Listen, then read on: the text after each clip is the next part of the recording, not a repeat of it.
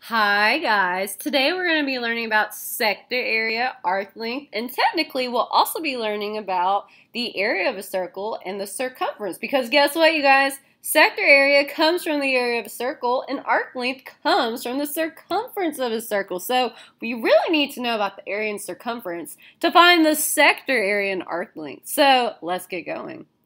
Alright, so let's talk about circumference and area, which before we can even talk about those things, we need to recap what the diameter and radius are. So remember, the diameter is that lovely segment that extends from one side of the circle, hits the center point, and extends to the other side of the circle.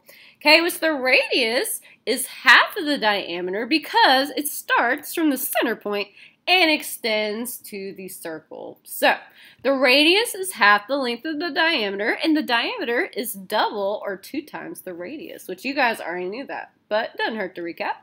The circumference is the distance around the circle. So if I were to take the circle and break it apart and stretch it out straight and measure it with a ruler, that's basically the circumference. So this is going to give us units like inches, centimeters, meters, feet, things like that. It's not going to be in degrees. We are not working in degrees in this section. I mean, technically slightly we'll have degrees in the mix, but it's not going to be what we're measuring our circumference area or sector area and arc length in.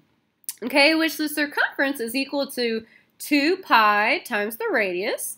And since the diameter is 2 times the radius, you could also rewrite this version of the formula as pi times the diameter. And the area of the circle is the space occupied by the circle. So the area is basically how much inside of the circle is this figure taking up. So area equals pi times the radius squared. Technically, since the radius is half the length of the diameter, if you knew the diameter, you could say pi times 1/2 the diameter squared, but that's getting a little bit more complicated because we have a fraction. So I'm only going to be working with this lovely formula.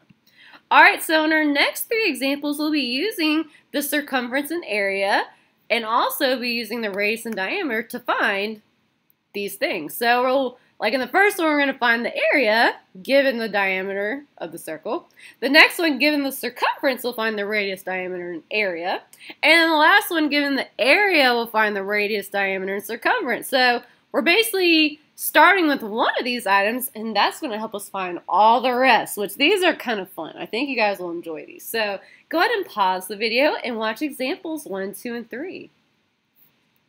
Well, I know you guys aren't having enough fun yet, so now we need to talk about something new that you might not have learned about before called the sector area. Okay, the sector of a circle is kind of like if you had a piece of pie or cake. If we were to cut a slice of that pie or cake, that would be a sector. So it's like a portion of the area of your circle. So sector area is the area of the region in the circle bounded by 2 radii, so we have 1 radius and 2 radius right here, and their intercepted arc. So if we join together each radius and the intercepted arc and shade it in, bam, we'll have the sector. Now the way that we find the sector area, well, sector area is just a portion of the total area. So we're going to start with this lovely area formula. This is the area of a circle. It's probably like deja vu right now. We just talked about the area of a circle. Okay, and then we're going to multiply the area of the circle by the portion of the circle that we're dealing with, which, in a circle, how many degrees does it have? It does have 360, and we're going to divide basically the central angle of the sector we're dealing with by 360, because that gives us the fraction of the circle we are working with. So you're basically finding the area and then multiplying it by the fraction of the area that you are working with. So x is going to be the measure of the sector's central angle in degrees.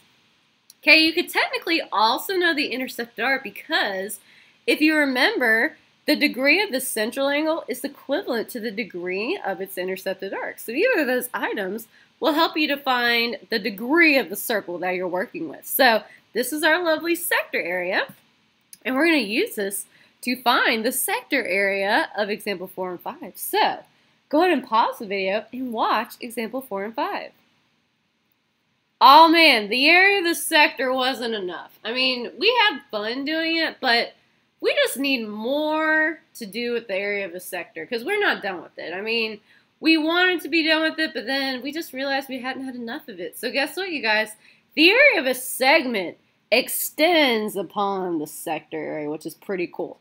So you're probably like, Miss Long, what is this area of a segment business? Like, segments don't have area. They're just the distance in between like 2 points. That's not really the area. Well, in a circle, a segment means something else. So a segment in a circle is a region bounded by a chord and its intercepted arc. So like this chord and this arc make a segment. So that bad boy right here is a segment.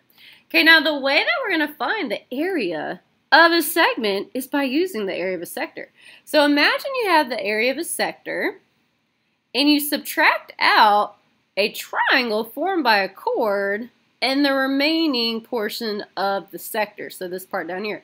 If you remove this triangle, you are left with this sector region or segment region right here. So the way we're going to find the area of a segment is by finding the area of the sector and then by taking away or subtracting out the area of the triangle underneath the segment. Because if we remove the triangle, we're only left with the segment. So that's what we're going to be doing to find the area of the segment. So again, the area of the sector is pi r squared times x over 360. And then we're going to subtract it by the area of a triangle, which if you didn't know the area of a triangle, it is 1/2 the base of the triangle times the height. Okay, which the way that you know if you've spotted the base and the height, the base and the height are formed by a perpendicular segment, okay? The base and the height should be perpendicular to each other. So if you don't spot a 90-degree angle, then you haven't found the base and the height. And sometimes we'll have to draw on our own perpendicular segment called an altitude. If you think back to those lovely segments and triangles, we talked about an altitude is a segment from a vertex to the other side of the figure you're dealing with, and it must form a 90-degree angle. So we'll be drawing in our own altitude for triangles that don't already have perpendicular segments to identify our base and height.